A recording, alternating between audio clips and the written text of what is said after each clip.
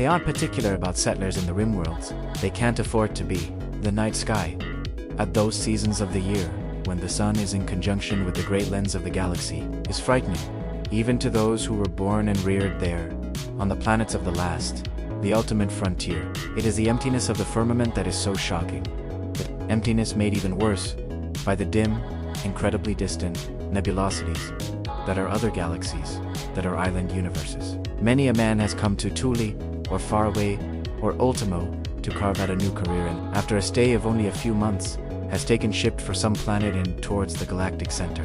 For some world where at night the skies ablaze with stars, with the beckoning, comradely lights of far-flung colonies and kingdoms. There is a continual drain of population from the rim worlds. Their imports are literally everything, and their exports are young men and women. Without Federation aid, the colonies would have to be abandoned, but they are lookout posts on the frontier of the endless dark, and as such must be maintained. They are also the worlds from which a man on the run can run no further. Clavering was on the run, and he ran to Faraway. Clavering was wanted, originally, on Earth. But during his flight he had contrived to make himself interesting to the police forces of at least a dozen other planets. His original crime had been robbery with violence, and, what made it worse, from the viewpoint of the Terran authorities, was that the victims of the crime had been non-human, and highly important non-humans at that. It was unthinkable, of course, that the Shara Empire should go to war with the Federation over the theft of the Imperial regalia. Even so, the High Queen cut short her visit to Washington, and her farewell to Terran dignitaries was rather less than warm. Clavering was on the run, and he bribed and hid and forged and stowed away, and somehow he stayed free and somehow kept moving. Plastic surgeons on 4 planets helped him with changes of identity. Somewhere along the line he added murder to his crimes, although it was really self-defense. Clavering's spirit was restless, driving, self-torturing.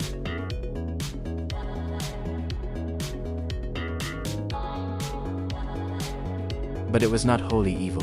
There were other thefts, mainly of money. The larger items of the High Queen's regalia, even when broken up, were not easy to dispose of.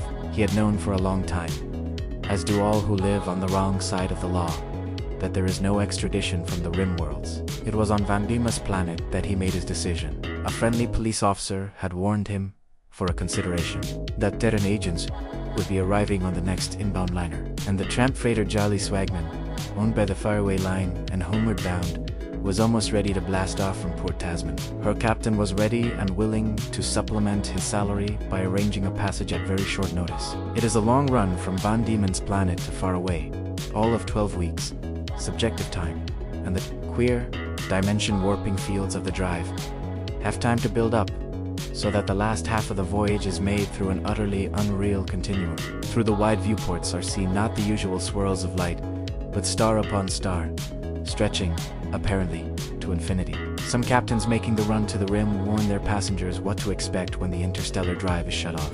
Others don't, and the captain of Jolly Swagman was one of their number. It was a shock, like a physical blow, that sudden emptiness, where, a split second before, all the hosts of heaven had blazed.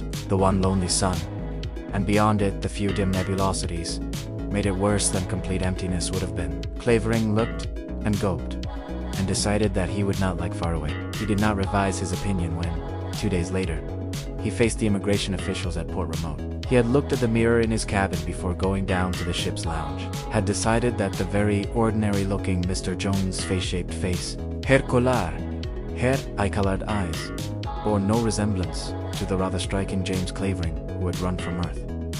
He had checked his papers. They were good papers, as they should have been. He had certainly paid enough for them.